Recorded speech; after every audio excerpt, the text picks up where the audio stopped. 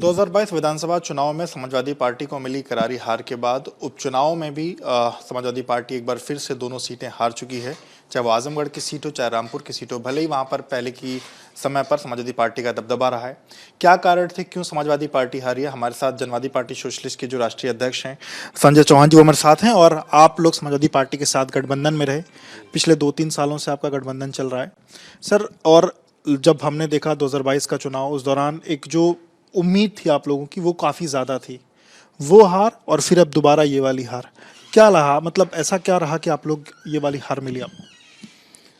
देखिए, समाजवादी पार्टी तब तक हारती रहेगी जब तक अत्यंत पिछड़े वर्ग की जातियों को अपने साथ जोड़ने में कामयाब नहीं होगी। भारतीय जनता पार्टी तब तक जीतती रहेगी जब तक ये सब जातियां उसके साथ रहेंगी। अखिलेश यादव जी के प्लानिंग में और एक ठोस प्लानिंग बना करके जब तक इन जातियों को अपने साथ नहीं खड़ा करेंगे तब तक नहीं संभव होगा। अखिलेश यादव जी इस हार की समीक्षा करें, मुसलमान और यादव के पर फोकस करके वो कभी भाजपा का विकल्प नहीं बन सकते। हम 2 एलआई उनके साथ थे और मजबूती से हमारा समाज है। आजमगढ़ में राजभर वोट भी ठीक ठाक है, चौहान वोट 1,80,000 है। ये टोटल वोट आपको विधानसभा में मिले। लोकसभा के चुनाव की उनको समीक्षा करनी होगी कि अगर इन जातियों का वोट नहीं मिला तो उसके पीछे कारण क्या है। तो क्या सर, जब आप लोगों से गठबंधन किया गया, गठबंधन के पीछे कारण यही था कि आपकी जातियों का वोट उनको ट्रांसफर हो, तो क्या आप लोगों से कोई सामंजस्य नहीं बैठाया गया? चुनाव से पहले कोई बैठक हम लोगों की नहीं हुई कि लोकसभा के उपचुनाव को हम लोग कैसे प्लानिंग तैयार करके चुनाव लड़ें। कोई अखिलेश यादव जी ने न तो मीटिंग कॉल की उस लोकसभा के उपचुनाव को लेकर के गठबंधन दलों की, और चुनाव के दौरान भी कोई इस तरह का सामंजस्य नहीं बन पाया कि हम लोग जो काम कर रहे हैं, मैं भी काम कर रहा था, लगातार फील्ड में काम कर रहा था, और हमारे लोगों के जो दिक्कतें आ रही थी उनको सुनने के लिए कोई वहाँ पर बंदा तैयार नहीं था। समाजवादी पार्टी की तरफ से कोई आप लोग की बात नहीं सुनी? कोई सुनने के, वही तो बता रहा हूँ कि कोई सुनने के लिए तैयार नहीं था।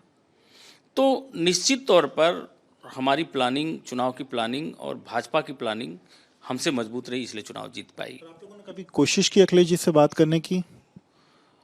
एक बार मैं मिला था, उनसे कहा था, बार बार तो नहीं कह सकता, लेकिन इतना ज़रूर है कि अखिलेश यादव जी को अब कमरे से बाहर निकल करके ये खुद निकलें और लोगों के बीच संवाद पैदा करें और अत्यंत पिछड़े वर्ग की जातियों को भरोसा दें।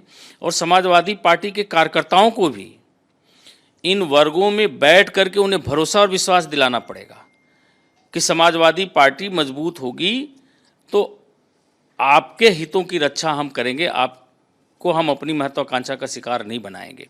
वरना आज की स्थिति यह है कि कोई भी अति पिछड़ी जात के लोग अखिलेश यादव के समाज पर भरोसा करने के लिए तैयार नहीं है। सर, आप भी यही बात कह रहे हैं, आपके सहयोगी दल राजभर जी, उन्होंने भी यही बात कही कि एसी के कमरों से उनको बाहर निकलना पड़ेगा। तो ये तमाम बातें बार बार उनको कही जा रही हैं, तो क्या मतलब आप लोग की बात सुन नहीं रहे हैं अखिलेश यादव, निकलना नहीं चाहते हैं, या जानबूझ के चीज़ें हो रही हैं? अब ये तो वो अपनी पार्टी को कैसे चलाएंगे, कैसे अपने संगठन को और मजबूत करेंगे, कैसे सारे गठबंधन के दलों के वोटरों को लेकर के साथ चलेंगे, ये उनका विषय है। लेकिन हम लोग अगर फील्ड में काम करें तो इस बात को महसूस कर रहे हैं।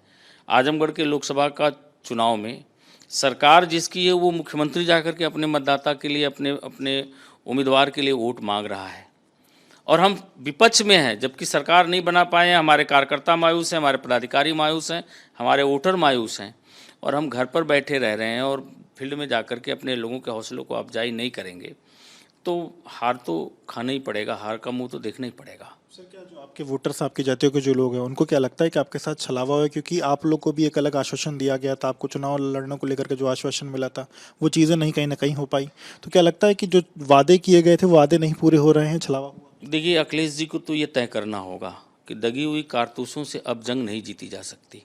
अभी एमएलसी और राज्यसभा का चुनाव हुआ, 2 राज्यसभा और 2 एमएलसी आजम खां साहब के कहने से इन्होंने बना दिया। स्वामी प्रसाद मौर्य चुनाव हार गए, उसके बावजूद उन्हें एमएलसी बना दिया गया, और हमें इसलिए चुनाव नहीं लड़ने दिया गया कि आप पार्टी के कैंपेन पर फोकस करिए, चुनाव के बाद सरकार बनेगी, आपको एमएलसी बना करके सरकार में रखा जाएगा। और मुझे न तो एमएलसी बनाया, न तो मुझे चुनाव लड़ने दिया गया। तो अखिलेश यादव जी पूछेंगे इन लोगों से कि आजम खान साहब क्यों आजमगढ़ का मुसलमान हमें वोट नहीं किया, रामपुर का मुसलमान क्यों नहीं हमें वोट किया, स्वामी प्रसाद मौर्य के समाज का लोग क्यों नहीं वोट किया, और हमारे लोग 1,80,000 हमारे वोटर हैं। तो मैं तो अपने लोगों के गांव में जाता था, बोलते थे डॉक्टर साहब आप वोट मांगने आ रहे हैं, लेकिन एक चीज़ तो हमारे प्रश्न का जवाब दीजिए कि समाजवादी पार्टी ने दिया क्या आपको। हम लोगों ने विधानसभा में इस भरोसे पर वोट दिया कि अखिलेश यादव जी हमारे नेता का सम्मान करेंगे, अखिलेश यादव जी हमारे नेता को पद प्रतिष्ठा देंगे, हमारी पार्टी को इंपॉर्टेंस देंगे। हम लोगों ने दे करके सारी सीटें जिताया। आपको जीतने के बाद क्या मिला? समाजवादी पार्टी चुनाव के बाद जो आश्वासन दी थी वो आश्वासन को भी आपके साथ पूरा नहीं किया। तो किस भरोसे पर हम लोग समाजवादी पार्टी को वोट करें? गठबंधन आगे चल पाएगा, टूट जाएगा?